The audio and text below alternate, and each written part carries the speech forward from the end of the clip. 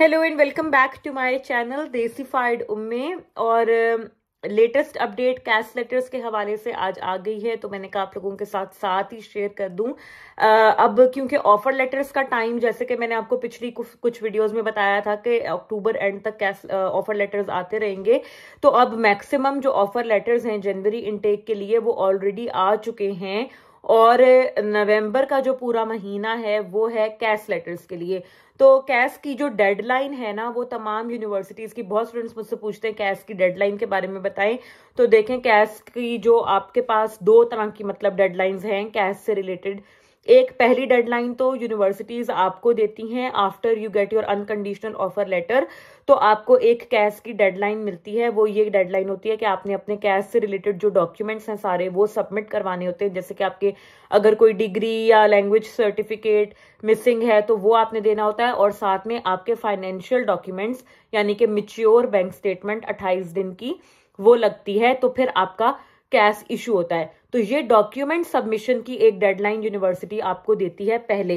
तो वो डेडलाइन जो है वो अराउंड, कुछ यूनिवर्सिटीज ने ऑलरेडी दे दी हुई है स्टूडेंट्स को, कुछ जो है वो अब देंगी, लेकिन वो अराउंड 15 नवंबर तक की डेडलाइन आपको मिलेगी। कुछ यूनिवर्सिटीज में जिन्होंने दे दी है, जैसे कि लीड्स बेकेट है और एक दो यूनिवर्सिटीज और हैं जिनसे मुझे स्टूडेंट्स ने कांटेक्ट किया है, उन्होंने 15 नवंबर की डेडलाइन दे दी है कि आप अपने डॉक्यूमेंट्स कैश लेने के लिए जमा करा दें 15 तक। एक तो डेडलाइन होती है ये। उसके बाद एक डेडलाइन होती है कि जो होता है कैश उसके बाद आने बंद हो जाते हैं। कैश की जो एंडिंग समझे जो डेट होती है वो तकरीबन नवंबर के एंड तक है। 30 नवंबर तक मेजॉरिटी कैश लेटर्स आ जाएंगे, और उसके बाद आएंगे क्योंकि कुछ यूनिवर्सिटीज हैं जिनका थोड़ा सा डिले से चल रहा है अभी जनवरी इनटेक, तो उनके में भी दिसंबर के पहले एक डेढ़ हफ्ते में भी कैश लेटर्स आते रहे। लेकिन मेजॉरिटी का यही है क्योंकि तमाम यूनिवर्सिटीज, जितनी भी यूके की यूनिवर्सिटीज हैं, वो सब आगे पीछे ही उनकी डेट्स होती हैं। 2-2 4-4 दिन का फर्क होता है डेडलाइंस में, और एडमिशन की जो भी इनकी प्रोसेसिंग होती है उसमें 2-2 4-4 दिन का फर्क होता है। तो कोई बहुत ज्यादा डिफरेंस नहीं होगा कि एक यूनिवर्सिटी में अगर 30 है तो दूसरी यूनिवर्सिटी में 15 दिसंबर या 20 दिसंबर तक होगी, ऐसा नहीं होगा। एक डेढ़ हफ्ते का आप कुशन अपने पास रख सकते हो, वो भी उन यूनिवर्सिटीज के लिए जिनकी डेडलाइंस पहली जो है, या जो एडमिशन का जो उनका टाइम था वो थोड़ा सा डिले से शुरू हुआ था। तो ये कैश की डेडलाइंस हैं। अब इसमें आपने ये करना है कि अभी मुझे अब बहुत क्वेश्चंस आ रहे हैं, अब मजीद आएंगे कि हमारा तो अभी ऑफर लेटर ही नहीं आया। तो देखें, ऑफर लेटर जो है मैक्सिमम आ चुके हैं। अगर कुछ का स्टूडेंट्स का भी रह भी गया है तो आप अभी एक हफ्ता डेढ़ मजीद वेट भी कर सकते हो और आपको मिल जाए। लेकिन उसमें यह है कि फिर अगर आप अपने ऑफर लेटर का वेट अभी कर रहे हो या आपको अभी हफ्ते 2-4 दिन पहले मिला है, मैं पहले भी ये बात कर चुकी हूँ कि आप अपने फाइनेंशियल डॉक्यूमेंट्स बिल्कुल रेडी रखें, ताकि जिस दिन आपको अनकंडीशनल ऑफर लेटर आता है आपके तमाम डॉक्यूमेंट्स रेडी हों, बैंक स्टेटमेंट आपकी तैयार हो, आप अगले दिन बैंक से जो है वो अपनी लेटेस्ट 28 दिन की कंप्लीशन की स्टेटमेंट निकलवाओ, और नेक्स्ट डे आप अपने डॉक्यूमेंट्स अपलोड कर दो पोर्टल में, ताकि आपका कैश का time within a week, 2 हफ्ते में आपका कैश का सारा प्रोसीजर हो जाएगा डेडलाइंस के अंदर अंदर। ठीक है, अगर आप अभी तक ऑफर लेटर का वेट कर रहे हो और आपने अभी तक अपने फाइनेंशियल डॉक्यूमेंट्स भी नहीं रेडी किए, तो फिर आपके लिए बहुत मुश्किल हो जाएगा जनवरी इनटेक को पकड़ना। बिकॉज आपका एक तो पहले ही ऑफर लेटर डिले है, उसके बाद यूनिवर्सिटीज आपको एक्स्ट्रा टाइम नहीं देंगी कि आप कैश के लिए अपने डॉक्यूमेंट्स अब आपको वो 1 महीना फर्दर दे देंगी, ऐसा नहीं होगा। कैश लेटर अगर आपको हफ्ते डेढ़ तक आता है, नवंबर के पहले हफ्ते में आ जाता है, तो उसके बाद आपको सेम डेट पर यानी कि 15 नवंबर तक ही अपने डॉक्यूमेंट्स देने हैं।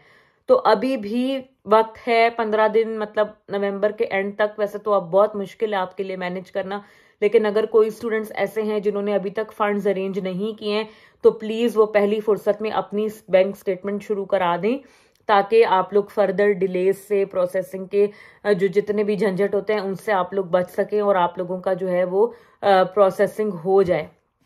बाकी जो आ रहा है कि डेफरमेंट और रिफ्यूजल्स, तो देखें कंपैरेटिवली अभी तक जो प्रोसेसिंग हुई है ऑफर लेटर्स की, और जितने हमें मतलब जितने सब्सक्राइबर्स से मेरी बातचीत होती है, जितने मुझे कांटेक्ट करते हैं, और उसके अलावा भी जो एक जनरल ट्रेंड हम ऑब्जर्व करें, तो इस दफा सितंबर इनटेक की निस्बत कम जो है वो डेफरमेंट हुई है अभी तक।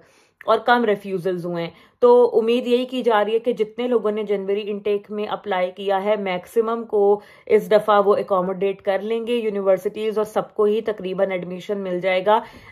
हो रहे हैं, ऐसा नहीं है कि नहीं हो रहे, रिफ्यूजल्स भी हो रहे हैं और डेफरमेंट भी हो रही है, लेकिन सितंबर इनटेक की निस्बत बहुत कम है कंपैरेटिवली अभी तक, जितना हमें पता लगा है और जितना हमने देखा है। अब कैस की स्टेज पर जाकर यूनिवर्सिटीज क्या करती हैं नहीं पता, बिकॉज लास्ट टाइम भी ये हुआ था कि प्री कैस तक आ गए थे, ड्राफ्ट कैस आ गए थे और उसके बाद जाके यूनिवर्सिटीज ने रिजेक्शन डालनी शुरू कर दी थी या डेफरमेंट डाली थी। तो ये जो है ये अभी देखना है, लेकिन ऑफर लेटर्स में जो ट्रेंड आया है वो अभी तक अच्छा है। ज्यादातर स्टूडेंट्स को ऑफर लेटर मिल चुके हैं और उम्मीद यही की जा रही है कि तमाम स्टूडेंट्स या मेजॉरिटी स्टूडेंट्स जिन्होंने अप्लाई किया था जनवरी इनटेक के लिए उनके ऑफर लेटर्स आ जाएंगे और कोई मसला नहीं होगा, सबको एडमिशन मिल जाएगा। एक बात और मैं इसमें ऐड कर दूं, वो ये कि जब आप अपने फाइनेंशियल डॉक्यूमेंट्स की तैयारी कर रहे होंगे या बाकी जो आपके हैं डिग्रीज हैं या इंग्लिश लैंग्वेज का जो प्रोफिशिएंसी टेस्ट है, जो भी डॉक्यूमेंट्स आपसे यूनिवर्सिटी मांगती है कैश लेने के लिए, तो वो डॉक्यूमेंट्स आपने ओरिजिनल लगाने हैं, असल लगाने। ठीक है, अभी रूल्स बहुत स्ट्रिक्ट हुए हैं और बहुत ज्यादा स्ट्रिक्टली यूनिवर्सिटीज चेक कर रही हैं आपके डॉक्यूमेंट्स को, तो आपने किसी भी किस्म का फेक डॉक्यूमेंट, कोई भी जो है ना 2 नंबरी वाला काम नहीं करना, खास तौर पे अपनी बैंक स्टेटमेंट के अंदर, क्योंकि जो बैंक स्टेटमेंट्स हैं उनको बहुत ही ज्यादा स्ट्रिक्टली अभी चेक किया जा रहा है। कुछ पिछले इनटेक में ऐसे वाकयात हुए हैं कि जिसकी वजह से यूनिवर्सिटीज अभी बहुत ज्यादा स्ट्रिक्ट हुई हुई हैं। और यूनिवर्सिटीज की क्योंकि अपनी स्पॉन्सरशिप का मसला होता है, जब एक यूनिवर्सिटी आपको कैश लेटर इशू करती है तो यूनिवर्सिटी क्योंकि ऑफिशियल स्पॉन्सर है, आपको वो बुला रही है अपने ओन पर, तो वो पूरी रिस्पॉन्सिबिलिटी आपकी लेती है यूनिवर्सिटी। तो उसमें ये होता है कि वो यूनिवर्सिटीज जो है ना वो अपनी रैंकिंग खराब नहीं करती, क्योंकि अगर एक यूनिवर्सिटी बगैर देखे कैश लेटर्स इशू किए जा रही है और उस यूनिवर्सिटी के स्टूडेंट्स के आगे जाके वीजाज जो हैं वो रिफ्यूज होते हैं एम्बेसी में, तो एक खास नंबर पे जब वीजा रिफ्यूजल्स जाएंगे तो उसके बाद उस यूनिवर्सिटी की जो वीजा स्पॉन्सरशिप है वो विड्रॉ कर ली जाती है। तो यूनिवर्सिटीज की अपनी रेपुटेशन का भी सवाल होता है, उनकी अपनी रैंकिंग का भी सवाल होता है। इस वजह से यूनिवर्सिटीज बहुत स्ट्रिक्टली चेक करके सिर्फ उन्हीं स्टूडेंट्स को कैश लेटर इशू करती हैं जिनका उन्हें 90+ चांस होता है, 90% प्लस, जिनका उन्हें यकीन होता है कि इनका वीजा लग जाएगा, सिर्फ उन्हीं को ही वो कैश लेटर इशू करती हैं। और जब रिजेक्शन आता भी है तो वो यही रीजन उसमें बताते हैं कि हमने आपको कैश लेटर इशू नहीं किया क्योंकि यूनिवर्सिटी ने जब आपके डॉक्यूमेंट्स देखे तो हमें ये लगता है कि आपका वीजा रिफ्यूज हो जाएगा, जिसकी वजह से हम आपको कैश लेटर नहीं दे सकते। तो इन सारी चीजों का भी आपने ध्यान रखना है डॉक्यूमेंट्स में, खास तौर पे फाइनेंशियल डॉक्यूमेंट्स में आपने कोई घपला नहीं करना। और आई होप कि आप लोगों का सारा काम स्मूथली हो जाएगा। कैश लेटर्स आने शुरू हो गए, जिन्हें मिल चुके हैं उन्हें बहुत बहुत मुबारक हो, आप लोग अपना वीजा का काम करें। सो आई होप आप आज की वीडियो आप लोगों को अच्छी लगी होगी। बहुत क्वेश्चंस आते हैं, बहुत ज्यादा क्वेश्चंस आते हैं, तो मैंने सोचा आज ये लेटेस्ट अपडेट है आज ही शेयर कर दूं। So take very good care of yourself, keep subscribing my channel, keep liking my content, share it with your friends and family, and I will see you guys in another video very soon. Bye bye.